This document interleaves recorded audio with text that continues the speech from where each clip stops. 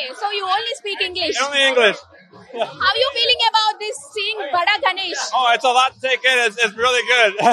It's very crowded, very busy, and it's very energetic. What did you find the difference? Like you were seeing the idol in 69 feet. It's huge. It's very huge. I haven't seen anything like that, and it's amazing that like you guys do this every year. It's I'm excited to see it go into the immersion.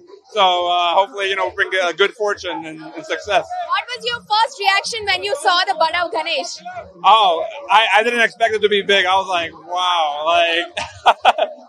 How are you feeling about this Shobha Yatra? This is called Shobha Yatra, where we take Ganesh to the Hussain Sagar, where he meets his mother, as Auntie said. I didn't expect it to be so crowded. It's so big, it's so large, and but it's very exciting. I can feel everybody's energy that they're all happy and excited. Did you see any places in Hyderabad other than this, or this is the only fascinating place you've stopped in? This is the only festival I stopped at, but I've been to other places like Birla Mandir, the Lumbini Park, the statues. So I traveled around. What's the one thing you want to say about this, being a part of it?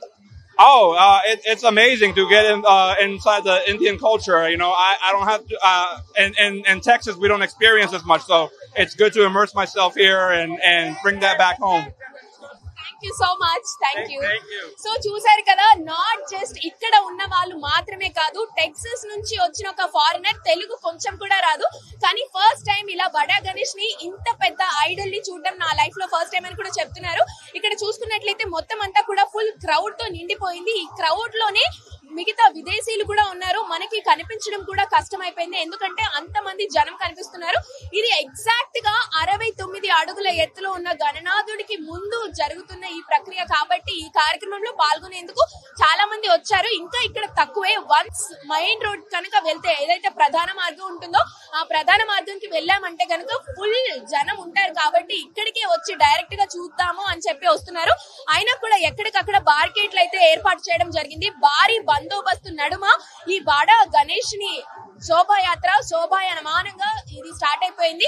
ఇక్కడ దగ్గరలో ఇల్లులు ఉన్నాయి కదా, ఆ ఇల్లులు అందరూ కూడా పైనుంచే వాళ్ళు ఎంతో కోలాహలంగా కనిపిస్తున్నారు. మొత్తం అందరూ కూడా డప్పులు వాయిస్తూ గణనాథుడికి ఈ శోభాయాత్రలో ఈ నిమజ్జన ఏర్పాట్లు అయితే చేయడం జరిగింది.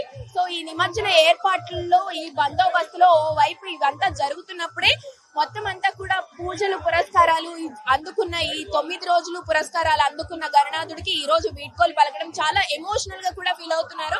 చాలా మంది, అంటే పెద్దవాళ్ళంతా కూడా ఎమోషనల్ అవుతున్నారు, చిన్న వాళ్ళంతా ఎంతో ఎక్సైటింగ్ గా ఉన్నారు. మొత్తం పోలీసులు అయితే చాలా టెన్షన్ గా ఉన్నారు.